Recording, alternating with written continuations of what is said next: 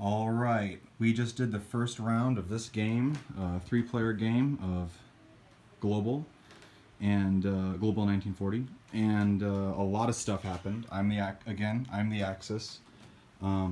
Germany had a very successful raid of France, destruction of the English Channel, knocking out the cruiser down here with some subs, knocking out the stuff over here that was originally there with the subs, disrupt of a convoy, minimum loss of air force overall, Finland taken, this stuff over here. Japan, I learned a thing or two from our last game, so I decided to give the attack on Russia, J1 attack on Russia, a try without attacking anybody else besides China, and very successful. So he congregated most of his stuff in Amur, and I took it all out with only infantry casualties. I also knocked out after that, also knocked out some of the Mongolians. So the Mongolian threat is further neutralized. And then over here, so standard taking of Chinese territories, a little bit of rearrangement, aircraft over here, congregating in like the south. Well, this is the South China Sea, right?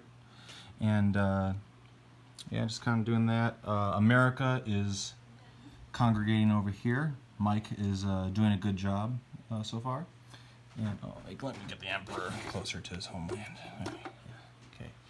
And yeah, so I'm a little bit out of the way from India and Australia and whatever, but I think it's a worthy attempt to get the monkey off my back of Russia.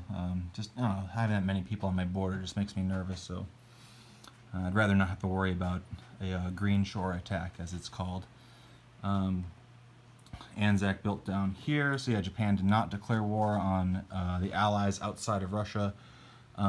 So nothing's changed with the rest of the Allies, but they're still able to move around and stuff, and build up. So eventually something's going to happen. We'll see.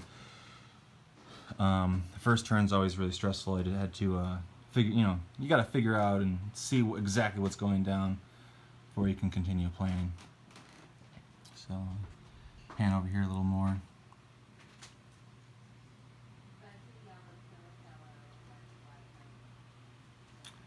By the way, these 6 fighters up here are kamikaze fighters. They're not normal fighters. They just get to attack in these specific kamikaze sea zones if those areas are attacked and such.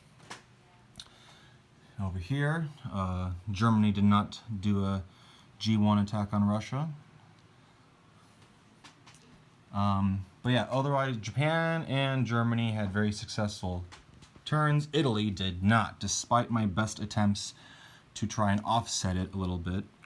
Germany did take out the cruisers down here, which did help. However, and I sent down 2 fighters to try and help with the Toronto raid that happened here. But the problem is, I rolled like shit. I rolled terribly. I think I only took out a couple of fighters, despite me. What was it? 3 fighters, a battleship, and a cruiser versus all of this and a few other things that aren't here. I rolled terribly. It shouldn't have happened that way, but alas, it did. We got that down here in Africa. Here. But yeah, so Italy likely, in my opinion. Oh yeah, and Italy did take Tunisia.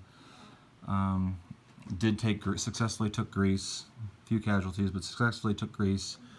Italy took Gibraltar and also Bulgaria. So they get a national objective for for the Axis having southern France, Greece, Greece and Gibraltar. But there are Allied warships in the Mediterranean, and I kind of foresee it staying that way for a while. But we'll see. We'll see. Maybe the dice will be with me next time, but I'm kind of worried about Italy. Yeah, Italy can't recoup very well.